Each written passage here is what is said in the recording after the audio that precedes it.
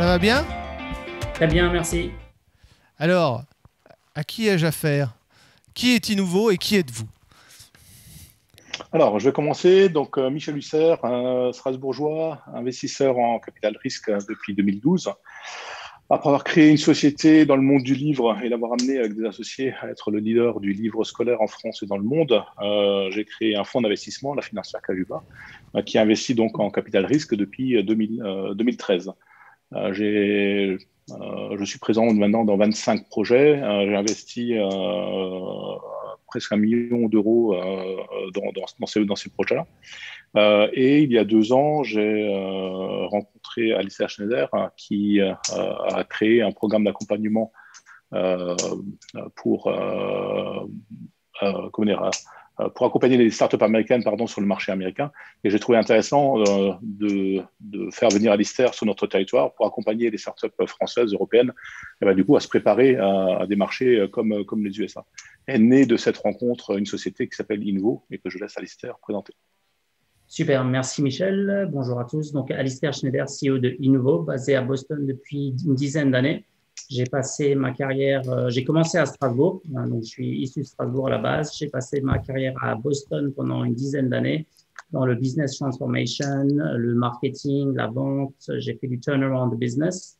Et donc, du coup, avec la rencontre avec Michel, on s'est dit que ça serait très bien d'aider notre ville de cœur qui est Strasbourg. Et donc, Innouveau est une société qui aide à créer des écosystèmes globaux et aider les startups à connecter avec les accélérateurs, avec les venture capitalistes pour faire le scale-up. Ce fameux scale-up. Alors justement, ça veut dire quoi, scaler? Parce que tu sais, il y a plein de professionnels de santé ici, je ne suis pas sûr qu'ils comprennent tout ce jargon. En France, on pourrait dire passer à l'échelle, mais finalement, ça veut dire quoi tout ça? Et qu'est-ce que ça implique d'ailleurs?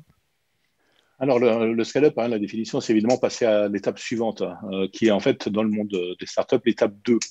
L'étape 1 étant l'étape de l'incubation, l'étape de mise en place d'une société qui, au début de la phase du scale-up, la société, la startup sait quoi vendre, à qui et combien. L'équipe porteuse, les fondateurs ont recruté une team qui est prête du coup, à produire les produits et il y a un début de traction commerciale. Donc, à partir du moment où on commence à avoir 5, 10 à 50 clients et qu'on a l'équipe qui est formée pour répondre à 1000, 5000, 10 000 demandes, et ben, généralement, c'est à ce stade-là qu'on effectue une grosse levée de fonds pour justement aller plus vite et pas attendre 10 ans, comme dans l'ancien monde, pour faire du chiffre d'affaires et croître rapidement. C'est là où on fait une grosse levée de fonds pour du coup recruter le personnel qu'il faut pour passer à l'ère de l'industrialisation. Donc c'est ça le scale-up. Exemple, j'ai eu l'occasion de la chance de vivre donc un exemple de scale-up avec la startup Voodoo que tout le monde doit connaître, qui lorsque je suis rentré dans jeu vidéo, Angela, ouais, jeux vidéo, ouais. Jeux addictifs sur smartphone. Ils sont passés en 2016 d'une valo de 4 millions d'euros avec 1 million d'euros de chiffre d'affaires et 25 salariés à un an et demi après à une valo de 600 millions, 35 salariés et 5 millions d'euros de chiffre d'affaires. Pour finalement, donc ça c'est en 2018, okay, pour en 2021, ils sont passés à une valo de 1,4 milliard, 350 salariés, 900 millions d'euros de chiffre d'affaires. Ah oui. Donc, c'est la 9e licorne française. D'accord. Donc, en gros, en Donc, 4 quelle échelle ans, de temps, là? Redis-moi l'échelle de temps. 2016-2021, ils sont passés d'une valo de 4 millions à 1,4 milliard, de 25 salariés à 350 et de 5 millions d'euros de chiffre d'affaires à peu près à 900 millions. Donc, voilà ce que c'est qu'une grosse scale-up. Tout le monde ne peut pas faire ça. Ah oui. Mais en tout cas, voilà un exemple. Et comment on fait d'ailleurs, parce que moi je me dis, là, ok, en 5 ans, passer de 35 à 350 employés, ça demande énormément de compétences. Quand on dirige une boîte, comment on fait ça? Ils ont surtout, encore une fois, avant de passer au scale-up, ils ont compris à un moment donné où ils allaient pouvoir faire du business, à qui le vendre et encore une fois à combien. Donc ils ont développé une mécanique qui, une fois qu'ils ont réussi à faire une grosse levée, donc ils ont eu les moyens financiers de recruter et du coup d'appliquer cette mécanique de manière industrielle. Pour toi, c'est ça les aimants. Si je te demandais, c'est quoi quand une startup est prête à scaler, c'est quand elle sait ce qu'elle vend et à combien? Oui, c'est qu'elle a déjà une traction commerciale. Ouais. Encore une fois, ils savaient en fait que en gros, le modèle de Vaudou, pourquoi ils ont fait une telle croissance, c'est qu'à un moment donné, pendant 5 ans, 6 ans, ils ont été créateurs de jeux vidéo. Okay. Au bout de 5 ans, ils ont créé 2 best-sellers. En gros, 2 en 5 ans. Ils ont compris très vite, ils ont compris au bout de 5 ans, pardon, que leur valeur ajoutée n'était pas de créer des jeux et de les vendre, mais en fait, c'était de les vendre. Okay, ils ont compris que leur métier allait être finalement distributeur plutôt que créateur de jeux. Du coup, ils ont proposé à tous les créateurs de jeux au monde, et du coup, très grosse ambition, évidemment, faire un scale-up comme ça, parce que l'ambition de l'équipe porteuse est très forte. Ils ont décidé donc de devenir distributeurs, de proposer à tous les créateurs de jeux dans le monde de leur présenter leurs jeux, plutôt que de les créer. Ils choisissaient leurs jeux, et ensuite, ils se partageaient le bénéfice lors de la distribution, puisque leur métier était de devenir distributeur. Et là, ils sont passés, du coup, ils ont fait un pivot de créateur à distributeur, et l'histoire était partie. Et elle n'est pas finie. L'objectif, là, ils sont à 1,4 milliard. L'objectif, dans 2 ans, est de dépasser les 4-5 milliards. Comment Alistair, toi, tu les détectes ces gens créés par 2 Strasbourgeois, pardon. 2 Strasbourgeois? Ah oui, en plus, je ne sais pas. Ouais. Comment tu les détectes? Comment tu sais, là, ok, Michel, il a dit, ils savent vendre, mais à un moment donné, il faut quand même... Il y a des hommes derrière tout ça. Il faut qu'ils aillent jusqu'à 350 personnes. Comment tu fais ça? Alors, sur le coup de Vaudou, je pense que c'est quand même un cas exceptionnel. C'est une success story incroyable. Ouais. Et aussi, ce qui moi, m'excite par cette histoire que Michel m'a beaucoup raconté, c'est le début de cette histoire où justement, ces entrepreneurs n'ont pas forcément été super successful au début. Il y a eu des échecs, des moments difficiles. Et c'est là qu'un business angel comme Michel est très important dans le coaching, le mentoring. Et une des raisons, et Michel, c'était plus... même à commenter là-dessus, mais une des raisons, je pense, qui a fait le succès de Vaudou, c'est justement cette histoire franco-américaine où il y a eu des levées de fonds côté français avec certaines valuations et à un moment donné, des investisseurs de l'entreprise Vaudou ont décidé que c'était le moment d'aller vers les États-Unis et c'est là que la magie s'est opérée, comme on a vu avec d'autres boîtes françaises comme Miracle, par exemple. Donc, vraiment, le partenariat américain-français, je pense qu'il est... vraiment important de pouvoir justement allier les compétences pour pouvoir s'aider au scale-up. Souvent, le talent, la technologie, le deep science and so on, en France, c'est hyper top qualité. Et aux US, ils vont avoir une très, très bonne compréhension justement de comment faire pour scale up ça, pour mettre du funding, pour mettre des équipes et prendre ça au next level. Donc, je pense que c'est vraiment travail d'équipe. Au final, un peu ce que vous faites aujourd'hui dans le hackathon, c'est bring people together et les bonnes équipes et ça prend tout un écosystème, tout un village pour créer un Vaudou en fait et Michel en faisait partie et encore une fois bravo Michel, incroyable success story avec Vaudou qui fait la fierté française.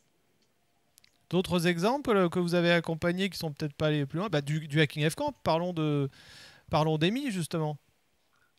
Alors, en effet, donc Physimed, super société, super team. On a travaillé avec eux 2 fois. Ils sont venus 2 fois dans notre programme. La première fois, Michel, c'était en 2019, il me semble. Et la deuxième fois, c'était l'an dernier, a priori, ou en 2018 et 2019. Fin 2018 et début 2019, 2 fois. C'est ça. Et donc, l'interaction avec eux a été vraiment bien. On les a fait venir à New York pendant tout un week-end. On a fait un Venture Studio Workshop. Donc, on a booké un Airbnb au milieu de New York pour faire un workshop avec un top-level, C-level executive qui dans le healthcare. Avec Michel, moi-même, on les a aidés pendant 2 jours. Et donc, du coup, je pense qu'ils ont beaucoup appris. Après, c'est dommage qu'Emily n'est pas là pour commenter, je ne veux pas parler à sa place. Mais en effet, on est content de voir le progrès qu'ils font et surtout le dernier pivot ou ajout à leur business model, je pense, va aller très loin, où ils se transforment en plateforme féminine. C'est des choses dont on avait beaucoup parlé pendant le programme, qu'on avait vu aux US avec Emeline. Et donc, encore chapeau à eux et on est tous support pour eux. Et du coup, justement, ces investisseurs US, ils ont quoi comme regard sur ces projets? Comment ils nous voient, nous, les Français? Alors, la clé, je pense, c'est qu'il y a énormément de talent. La chose avec laquelle je pense qu'il faut qu'on se reconnecte en France, c'est le côté marketing et le côté venture capital. peu de gens le savent, mais en fait, le venture capital qu'on pense américain a en fait été inventé par un Français qui s'appelle Georges Doriot à Boston. Et donc, du coup, c'est ça, je pense, le gap principal. C'est pas le talent côté produit, technologie. Ça va être le gap de se reconnecter avec le venture capital, de comprendre comment ça marche, d'aller vite, de mettre les bonnes personnes, de mettre le cash qu'il faut, d'avoir le courage de mettre le cash. Et du coup, pour mettre le cash, il faut bien comprendre les problèmes qu'on règle. Vous en avez beaucoup parlé pendant les sessions précédentes, comprendre bien la valeur qu'on crée. Et si on est confiant dans le problème qu'on règle et la valeur qu'on crée, on devrait être confiant de mettre les liquidités qu'il faut pour avancer et trouver les clients. Donc, je pense que c'est ça. Le côté américain, ça va vraiment être votre équipe marketing et vente et venture capital qui va s'allier avec la technologie et la science française. En tout cas, c'est comme ça que c'est fait aujourd'hui. Ça évolue de plus en plus en France, où justement des équipes comme Semia et autres, et des business angels comme Michel qui sont très orientés marché et commerce vont aussi injecter dans les entreprises ces éléments-là qui sont hyper importants. Donc, je pense que c'est ça la clé, c'est que les Français et les Américains, on fonctionne extrêmement bien ensemble, on se complète fabuleusement. Donc, il faut convaincre. On est d'accord qu'il faut arriver à convaincre. Mais parce que... Oui, vas-y, Michel. Si tu veux, ce qui est très, très intéressant, en tout cas ce que j'ai compris de différents voyages et grâce à l'ICER également, c'est que après avoir discuté avec pas mal d'investisseurs américains, ils ont conscience que l'Europe et la France en particulier, et notamment dans la santé, sont très forts au niveau école, donc formation, et au niveau inventivité, créativité. Ils ont également compris que notre système, incubateur, etc., était plutôt bien équipé. L'État français, depuis 15 ans, crée des CEBIA, on a créé un certain nombre, mais il y a des publics, il y a des privés. Donc, en gros, l'Europe, la France est perçue comme un bon dérisqueur pour les projets. Par contre, ils ont compris aussi, les Américains, en tout cas les investisseurs américains, que les investisseurs français sont présents relativement correctement jusqu'au seed ou la série A. Par contre, quand il s'agit de série B, série C et D et plus, et donc pour faire ce fameux scale-up, tout d'un coup, en Europe, en France, on ne sait plus mettre l'argent qu'il faut pour justement faire ce gros scale-up à la vaudou. Et ça, du coup, ça les intéresse. Et c'est cette mécanique, ayant compris ça, cette mécanique avec Vodou, puisque c'est Goldman Sachs qui a accepté une grosse valo à un moment donné et qui a amené Vodou bien plus loin. Et encore une fois, c'est grâce à ces investissements-là que Vodou a pu créer autant d'emplois en France, consomme en France et investit en France. Et donc, du coup, une des valeurs d'Innovo, c'est justement aider nos startups strasbourgeoises, grand estiennes, françaises, européennes, à peut-être avoir un mindset un peu plus à l'américaine, un peu plus marketing et développement pour avoir une vision peut-être un peu plus grande. Et toujours pareil, qui peut le plus, peut le moins. Donc, à l'ISTER et au travers du programme d'Innovo, on essaie d'insuffler cette envie d'avoir une grosse vision pour du coup aller le plus loin possible. Ouais, alors, mais en fait, tu veux dire un mot, Alistair? Peut-être juste un point vraiment clé, ça va être know your numbers. Donc, aux US, il y a une chose qui est très rationnelle. Donc, si vous connaissez votre business model et le forecast et comment vous allez atteindre le break-even et tous les KPIs, on va dire, de base, aux US, ça va bien passer. They want to know numbers. Et en France, on va avoir tendance peut-être à focuser sur la tech et peut-être un peu trop sur le story. On est des bons, we tell good stories, on raconte des bonnes histoires, mais du coup, know your numbers. C'est très, voilà. Can you make money? Est-ce que vous pouvez faire de l'argent avec ça? Et la réponse sera oui si vous réglez un problème à quelqu'un qui est suffisamment important pour que la personne soit OK d'échanger des ressources contre cette solution. Mais alors, même si c'est très dépendant des projets, il y a quand même une différence de marché. On est d'accord qu'entre un marché, même si on ne s'adresse pas toujours à du B2C, que ce soit même du B2C ou du B2B, en France, on n'est que 67 millions, aux États-Unis, on est 360 millions. C'est peut-être normal qu'aux US, quand ils mettent de l'argent sur la table, eux, ils voient grand. Nous, c'est un peu plus difficile, parce que si on essaye de voir grand, on essaye de voir européen.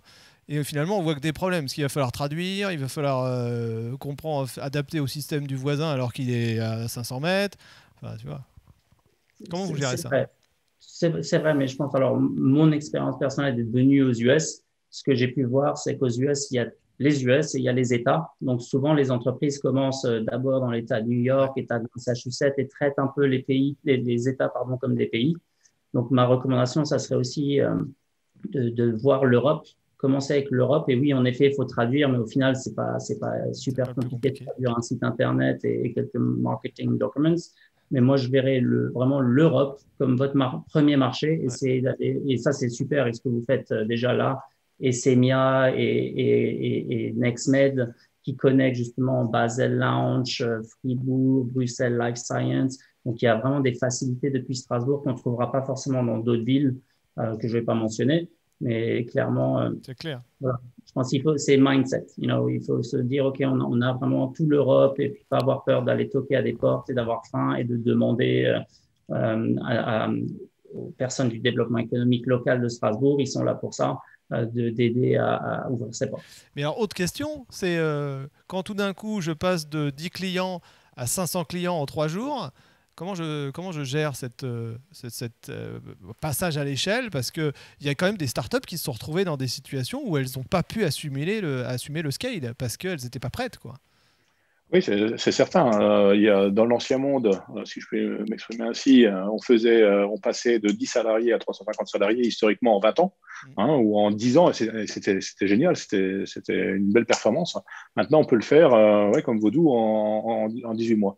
Il y a une grosse différence par rapport à l'époque, c'est que d'abord, il y a beaucoup plus d'argent maintenant.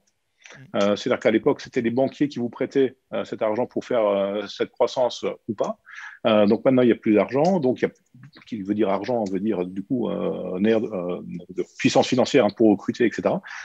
Et vous avez également un certain nombre de mentors, de gens comme moi, qui avons l'âge qu'on a, l'expérience qu'on a, le réseau qu'on a. Et qui apportons toute cette mécanique et toute cette expérience. Il y a 30 ans, il fallait embaucher des consultants très chers pour pouvoir du coup avoir simplement cette connaissance-là. Et une fois que si vous recrutez, vous avez un mentor, un patron de je sais pas, de Total, de Amazon, de je ne sais qui lui-même a mis 20 ans à construire des équipes high level, ben, le gars, franchement, en quelques mois, il vous explique comment faire. Et si vous avez de l'argent, ben, vous le faites. C'est clair. Et vous quitte à embaucher ce gars-là, vous voyez. Tout va plus vite. Ouais. Et peut-être pour ajouter aussi, donc les venture capitalistes, justement, ils aident, ils amènent pas juste le cash, ils amènent aussi tout ce savoir-faire, les contacts, les réseaux. Ils vont peut-être mettre un COO dans votre entreprise pour pouvoir aider à faire le scale-up, quelqu'un qui l'a déjà fait. Donc, en général, avec le capital smart money, va venir les talents également qui vont aider à sécuriser. Ça, il y a un vrai enjeu de recrutement, quoi. C'est ça.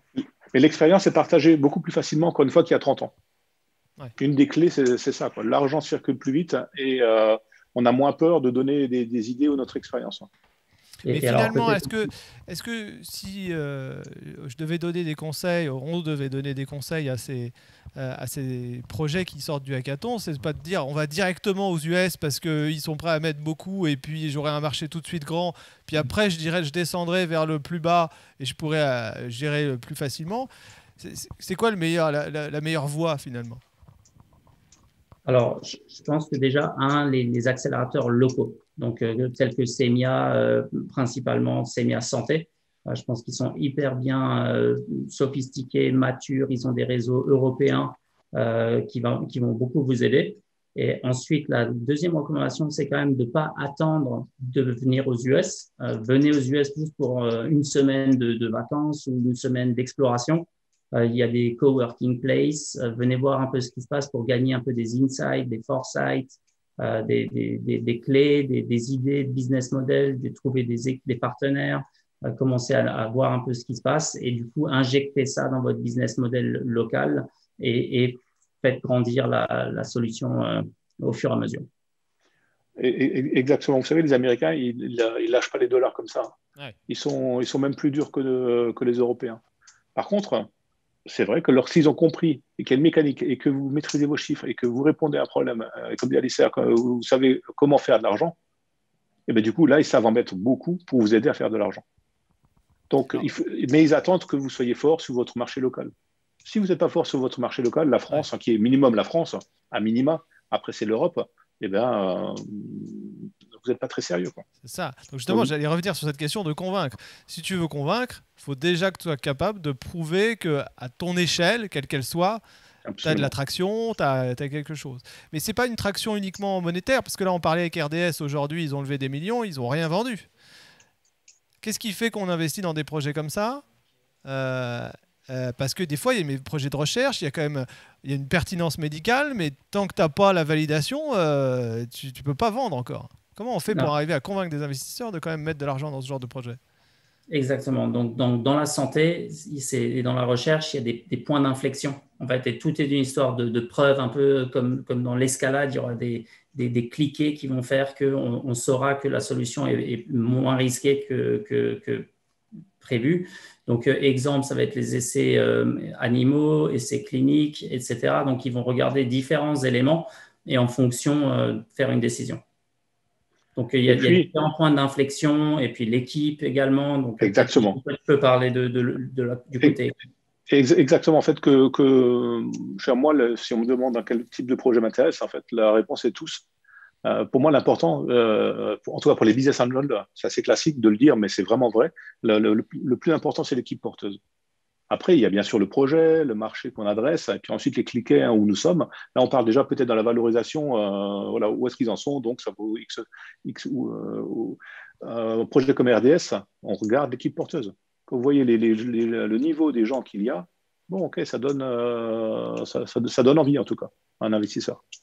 C'est ça, et peut-être tu me fais penser à une chose, Michel, aussi. Donc, pour moi aussi, la clé principale, et c'est super ce que vous faites avec le hackathon, justement, parce que c'est exactement ça un peu l'objectif, c'est avoir de la traction, de la validation de cliniciens, la validation de patients, des gens qui valident que oui, si la solution vient sur le marché, ils l'achèteraient.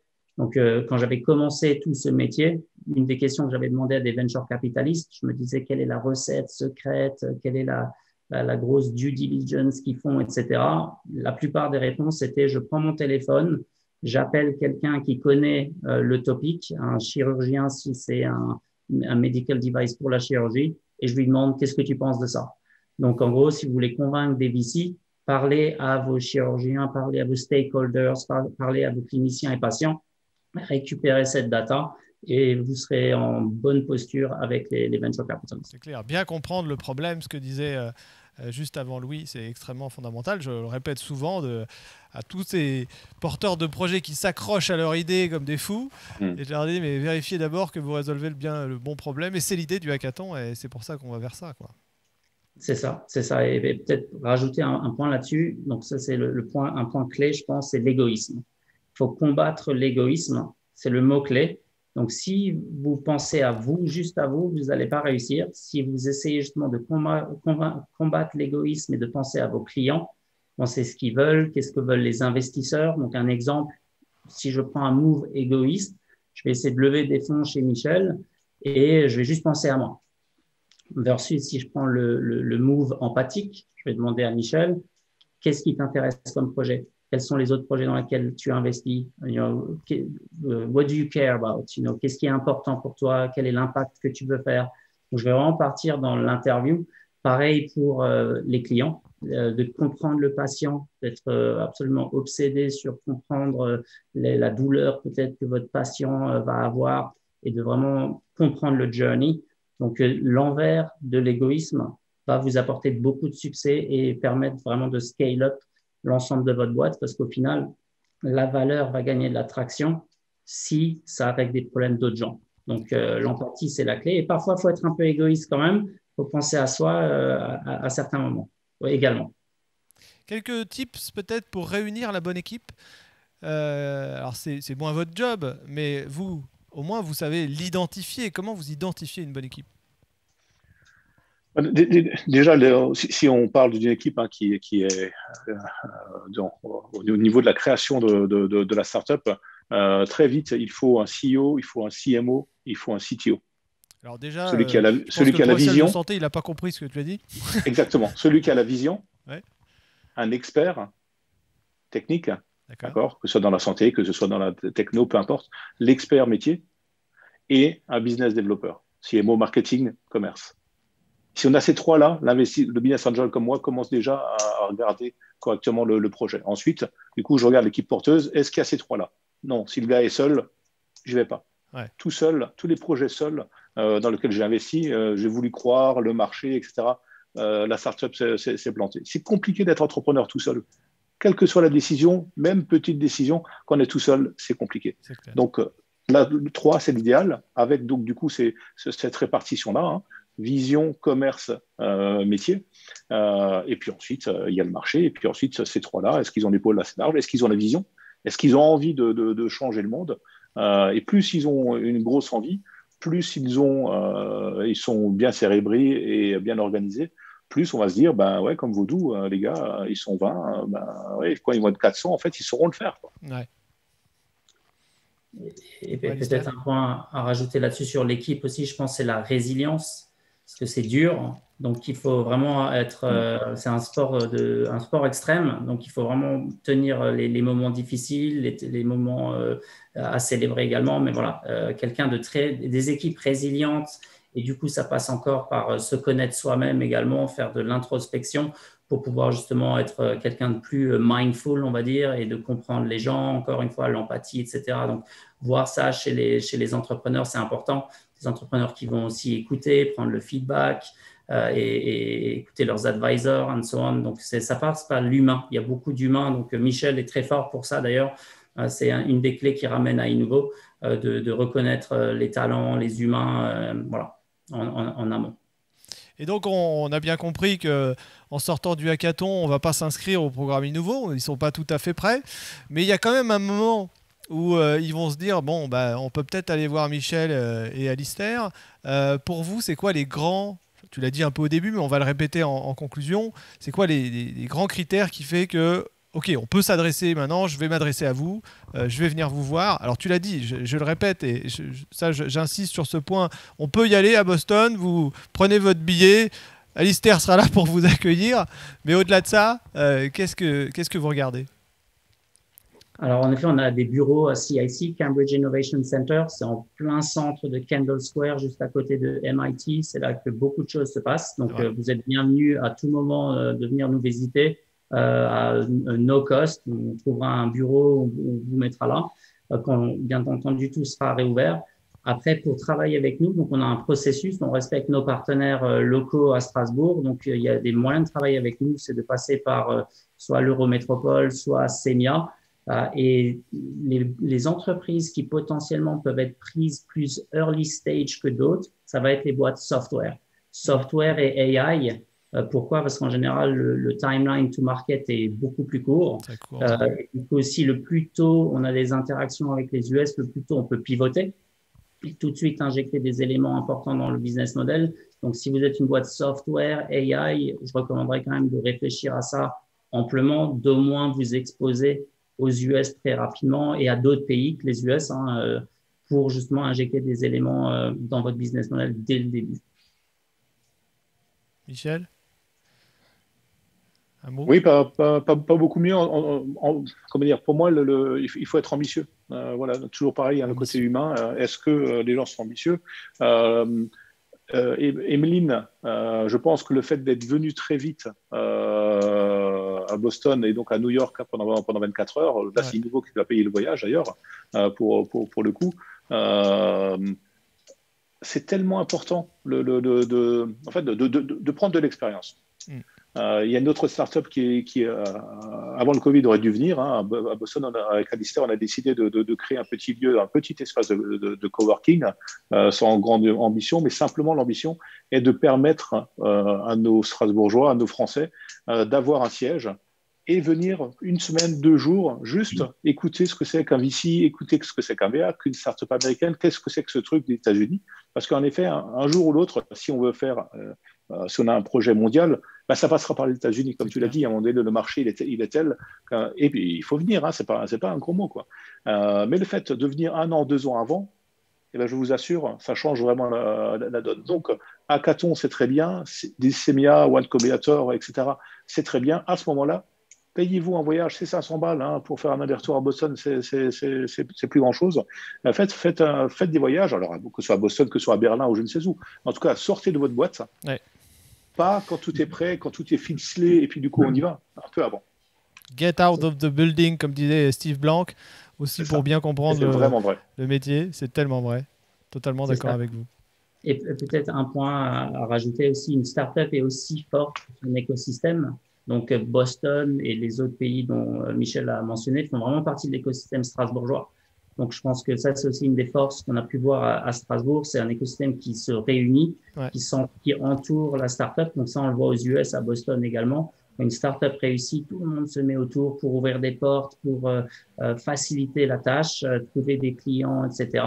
Donc, je pense que ça aussi, c'est une bonne mentalité à Strasbourg qui est en place, d'aider les startups, d'entourer des boîtes comme Physimed, de leur donner des awards, de les mettre dans les newspapers and so on, et de leur ouvrir des portes. Je pense que ça, c'est aussi une clé. It takes a village de lancer une boîte. Donc, bravo Strasbourg, bravo aussi pour le hackathon, et merci. C'est ce que j'allais dire pour terminer là-dessus, le fait qu'un hackathon soit présent sur ce territoire. En fait, c'est très important pour les investisseurs internationaux européens, français, locaux. L'écosystème, la force de l'écosystème m'a donné également envie de venir regarder ce qui se passe avec ces startups.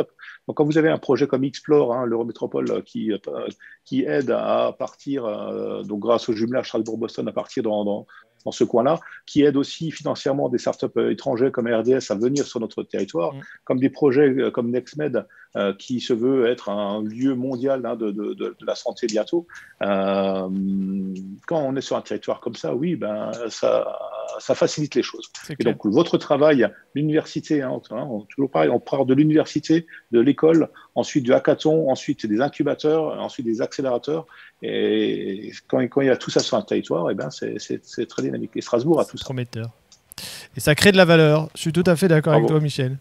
Et merci à vous deux, en tout cas, d'avoir participé et témoigné de ces projets, de ces success stories. On espère en voir encore beaucoup et arriver dans le programme Innouveau et gagner plein de millions aussi.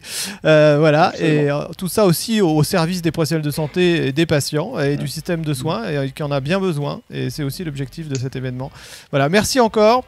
Et puis, on se dit à bientôt pour les prochaines success stories des prochaines années.